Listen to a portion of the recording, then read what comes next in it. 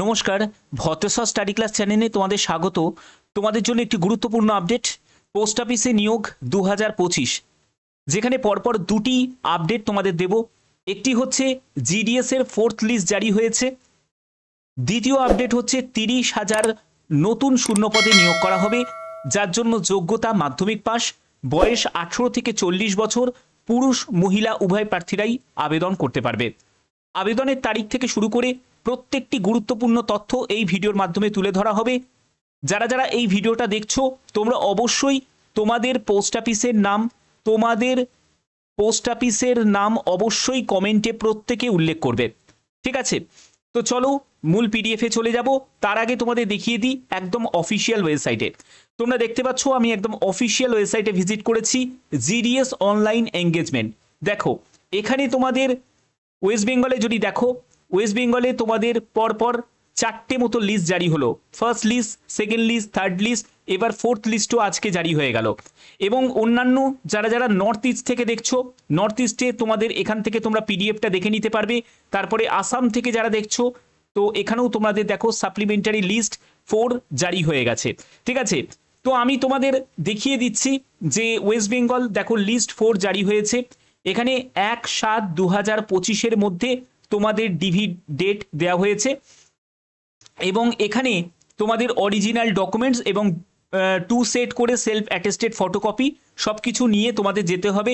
এবং কিভাবে তোমরা জানবে যে তোমাদের 4th লিস্টে কারা কারা সুযোগ পেয়েছো? প্রথম কথা, তোমাদের এখান থেকে লিস্ট তোমরা চেক করতে পারবে।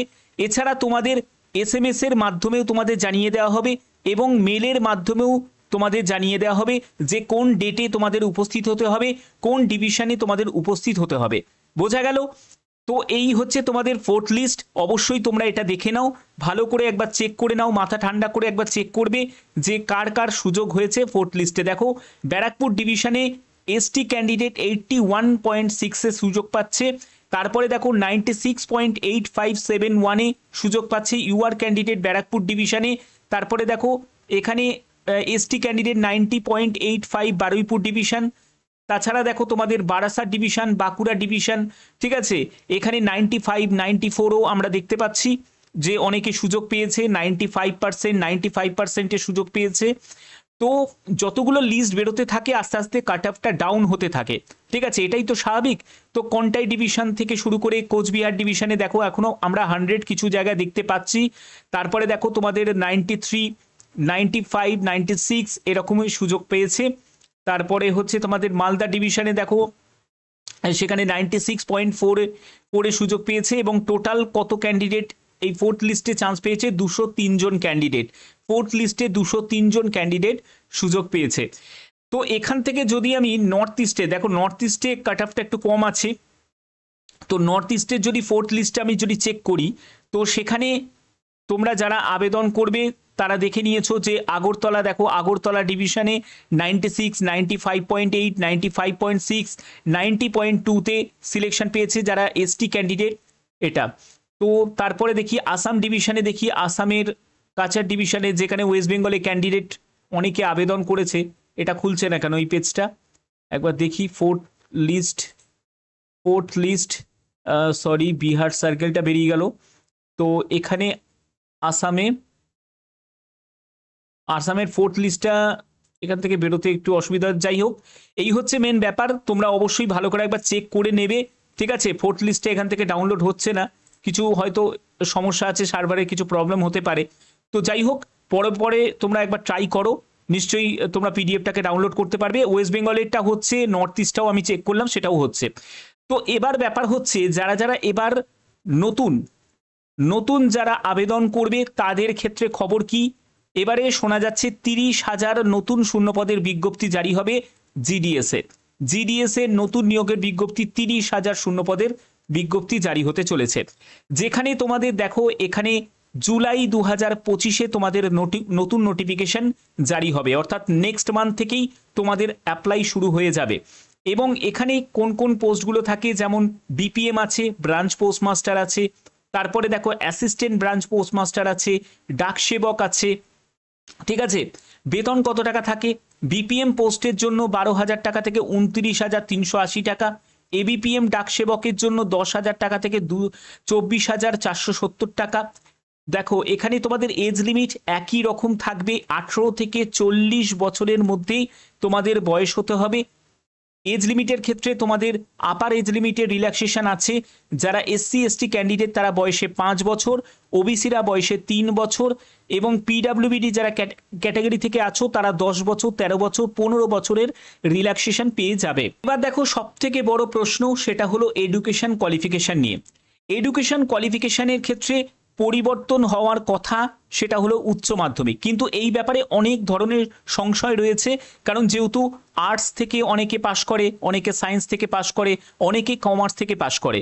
এবার যেহেতু আলাদা আলাদা একটা স্ট্রিম, তো সেক্ষেত্রে আলাদা রকমভাবে তাদের কাট আপ তৈরি করতে হবে। তো উচ্চ মাধ্যমিক যোগ্যতা হয়তো নাও থাকতে পারে। এখানে হয়তো যেটা হওয়ার সম্ভাবনা বেশি সেটা হলো মাধ্যমিক যোগ্যতা থাকবে এবং সঙ্গে 50 নম্বরের একটা এমসিকিউ নেয়ার কথা কিন্তু হচ্ছে। ঠিক আছে, 50 নম্বরের এমসিকিউ নেয়ার কথা হচ্ছে। তো এই কিন্তু তোমাদের এডুকেশন কোয়ালিফিকেশন থাকবে। এবং সিলেকশন প্রসিডিওরের জন্য তোমাদের যেরকম 10th-এর মার্কস দেখা হচ্ছে সেরকম 10th-এর মার্কস দেখা হবে, এবং তার ভিত্তিতে একটা মেরিট প্রিপেয়ার্ড হবে, এবং যারা যারা সেই মেরিটে জায়গা পাবে তাদেরকেই কিন্তু 50 নম্বরের পরীক্ষায় বসতে হবে। ঠিক আছে, তো এবার অতিরিক্ত যেটা থাকছে সেটা হলো এই 50 নম্বরের একটা পরীক্ষা। বোঝা গেল? এবার এখানে মাধ্যমিকের ক্ষেত্রে বলা হচ্ছে যে ম্যাথামেটিক্স আর ইংলিশ অন্যতম সাবজেক্ট হিসাবে থাকতে হবে, এবং local language at least up to 10 স্ট্যান্ডার্ডে তোমাদের লোকাল ল্যাঙ্গুয়েজ কিন্তু অন্যতম সাবজেক্ট হিসাবেও থাকতে হবে। অর্থাৎ দেখো তোমরা যারা যারা ওয়েস্ট বেঙ্গল থেকে মাধ্যমিক পাশ করেছো, তো তোমাদের বাংলা ফার্স্ট ল্যাঙ্গুয়েজে ছিল, তো এই বাংলা কিন্তু তোমাদের সাবজেক্ট হিসাবে থাকতে হবে। ঠিক তেমনি যে যে রাজ্য থেকে আবেদন করবে সেই রাজ্যের যে ভাষা, সেই ভাষায় কিন্তু অন্যতম তোমার 10 স্ট্যান্ডার্ডে থাকতে হবে। ঠিক আছে, এগুলো কিন্তু এখানে যেরকম আছে সেরকমই থাকবে, এগুলোর ক্ষেত্রে মনে হয় না কোনো পরিবর্তন হবে। এবং তোমাদের বলা হচ্ছে যে আদার কোয়ালিফিকেশন হিসাবে কম্পিউটারের নলেজ, দেখো এগুলো হচ্ছে বেসিক একটা নলেজ, যদি থাকে ভালো, কিন্তু কম্পিউটার নলেজ না থাকলে বা কম্পিউটারের সার্টিফিকেট না থাকলে তোমাকে রিজেক্ট করে দেওয়া হবে, এরকম কোনো ব্যাপার নেই। ঠিক আছে, তো এই হচ্ছে তোমাদের এখানে বলা হয়েছে। এবং যারা পিডাব্লিউবিডি ক্যান্ডিডেট তারাও আবেদন করতে পারবে, প্রত্যেক প্রার্থীরাই আবেদন করতে পারবে। তোমরা নিজেদের ডিভিশন তোমরা সিলেক্ট করতে পারবে। অবশ্যই কমেন্টে তোমরা প্রত্যেকে জানিয়ে দাও যে কোন পোস্ট অফিস তোমরা প্রত্যেকে কমেন্টে জানিয়ে দাও। ওকে, এখানে দেখো তোমাদের কি কি ডকুমেন্টস নিড আছে, সেটা হলো সেলফ অ্যাটেস্টেড ফটোকপিস যেগুলো তোমাদের লাগবে, এবং অরিজিনাল ডকুমেন্টস সেগুলোও তোমাদের লাগবে যখন তুমি ডকুমেন্ট ভেরিফিকেশন।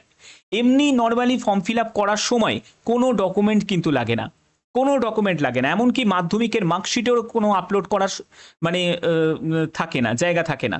তো যা যা তোমাদের প্রয়োজন হবে সেগুলো কিন্তু সবই ডকুমেন্ট ভেরিফিকেশনের সময়, সেখানে অরিজিনালগুলোও দেখবে, এবং তোমাদের যে সেলফ অ্যাটেস্টেড ফটোকপি সেগুলোও তোমাদের নিয়ে যেতে হবে, এবং 2 কপি করে। এখানে মার্কশিট মানে মাধ্যমিকের মার্কশিট, মাধ্যমিকের সার্টিফিকেট, আইডেন্টি প্রুফ হিসাবে নয় আধার কার্ড, না হলে ভোটার কার্ড, না হলে প্যান কার্ড, যে কোনো একটি। প্যান কিন্তু ম্যান্ডেটারি নয়, যদি না থাকে তাহলে তুমি প্যানও দিতে পারো, অসুবিধা নেই। তো তারপরে হচ্ছে কাস্ট সার্টিফিকেট, তারপরে PWBD certificate, EWS certificate, date of বার্থের প্রুফ, এবং তোমাদের একটা মেডিকেল সার্টিফিকেটও লাগবে। যে কোনো মেডিকেল ক্লিনিক থেকে, হসপিটালে বা কোনো তোমাদের ডক্টরের কাছ থেকে তোমরা এটা নিয়ে নেবে যে মেডিকেল সার্টিফিকেট। তো এই সব ডকুমেন্টস কিন্তু তোমাদের অবশ্যই রেডি রাখতে হবে, এবং আবেদন করার সময় যে যে ডেটাগুলোকে তোমরা এন্টার করবে সেগুলো একদম সঠিকভাবে। এবং এখানে মোবাইল নাম্বার সেটা যেন একদম ভ্যালিড হয়, কারণ সেখানে তোমাদের ওটিপি আসবে। এবং মেল আইডি, সেখানেও কিন্তু একটি ভ্যালিড মেল আইডি দিতে হবে, সেখানেও তোমাদের ওটিপি আসবে। মেনলি তোমাদের এই মোবাইল নাম্বার আর মেল আইডি এটা খুব ইম্পর্টেন্ট, এবং এখানেই কিন্তু তোমাদের ওটিপি আসবে, এর মাধ্যমে ভেরিফিকেশন হবে। এবং তোমাদের আধার নাম্বার ইজ অ্যাভেলেবেল, তো এটাও প্রয়োজন হচ্ছে। এবং তোমাদের স্ক্যান ফটো, সিগনেচার এগুলো লাগে, এবং ইনফরমেশন বোর্ড কোন ইয়ারে তুমি পাস করেছো মাধ্যমিক এক্সামিনেশন, তো এগুলোই তোমাদের লাগবে। এবং তোমাদের আবেদন মূল্য হিসাবে 100 টাকা লাগে। এই 100 টাকা আবেদন মূল্য কারা দেবে? যারা ইউআর ক্যান্ডিডেট, যারা ইডাব্লিউএস ক্যান্ডিডেট, যারা ওবিসি ক্যান্ডিডেট, অবশ্যই যারা মেল ক্যান্ডিডেট তাদেরকেই দিতে হবে। তুমি যদি একজন মহিলা প্রার্থী হয়ে থাকো, SC ST হয়ে থাকো, PWBT হয়ে থাকো, ট্রান্স ওম্যান ক্যান্ডিডেট হয়ে থাকো, তোমার কোনো আবেদন মূল্য লাগবে না। তো এই হলো তোমাদের বিস্তারিত। এবার তোমাদের বলে দিই যে তোমাদের কবে এর নোটিফিকেশন জারি হবে। তোমাদের অলরেডি আমি বলেই দিলাম যে জুলাই মাস নাগাদই তোমাদের এর নোটিফিকেশন জারি হবে, যেহেতু তোমাদের GDS এর 4th লিস্ট জারি হয়ে গেছে। তো এরপরে সম্ভবত আর একটা লিস্ট তোমাদের জারি হবে, 5th লিস্ট জারি হবে, তারপরে কিন্তু ক্লোজ হয়ে যাবে। মানে জানুয়ারি মাসের জানুয়ারি 2025-এর যে নিয়োগ সেটা সম্পূর্ণরূপে কমপ্লিট হয়ে যাবে। এবার তোমাদের যেটা প্রকাশিত হবে সেটা জুলাই 2025-এর নোটিফিকেশন রিলিজ হবে। ঠিক আছে, নতুন নোটিফিকেশন রিলিজ হবে, যেখানে 30,000 মতো সম্ভবত তোমাদের ভ্যাকেন্সি থাকছে। এবং তোমাদের বলে রাখি, যারা যারা আবেদন করবে, এখানে কোনো রকম যেহেতু এক্সাম হয় না, যাদের মাধ্যমিকের নাম্বার বেশি আছে তারাই কিন্তু সুযোগ পায়। আশা করি তোমাদের 4th লিস্টের কাট অফ দেখেও তোমরা বুঝতে পেরে গেছো। ঠিক আছে, এবং দেখো তোমাদের অফিসিয়ালি ভাবে বলতে গেলে যে জুলাই মাসে তোমাদের প্রশ্ন জাগতে পারে যে জুলাই মাসে আবার নতুন নোটিফিকেশন কি করে বলছেন বেরোবে। তোমরা যদি ফ্রিকোয়েন্সি আস্ক কোশ্চেনে যদি অফিসিয়াল ওয়েবসাইট থেকে যদি দেখো, সেখানে তোমরা দেখবে এখানেই মেনশন করা আছে যে notification issued for all the circles. Generally the schedule of notification will be twice in a year, January and July. অর্থাৎ বুঝতে পারছো, বছরে দুবার করে নোটিফিকেশন জারি হয়, এক হচ্ছে জানুয়ারি মাসে আর এক হচ্ছে জুলাই মাসে। তো জানুয়ারি মাসের তোমাদের 4th লিস্ট জারি হয়ে গেল, এরপরে আর একটা লিস্ট হয়তো জারি হবে, এবং জুলাই মাসের আবার নতুন নোটিফিকেশন জারি হবে, যেখানে 30,000 শূন্য পদে নতুন নিয়োগ করা হবে। তো আশা করি বুঝতে পেরেছো, তোমাদের যে যে ইনফরমেশনগুলো দিই সেগুলো একদম অথেন্টিক ইনফরমেশনগুলো প্রোভাইড করা হয়। তো যদি ভিডিওটা ভালো লাগে অবশ্যই ভিডিওটাতে একটি লাইক করবে, চ্যানেলটাকে সাবস্ক্রাইব করবে এবং পোস্ট অফিসের নাম অবশ্যই প্রত্যেকে জানাবে। তো এখনের মতো এইটুকুই, ধন্যবাদ।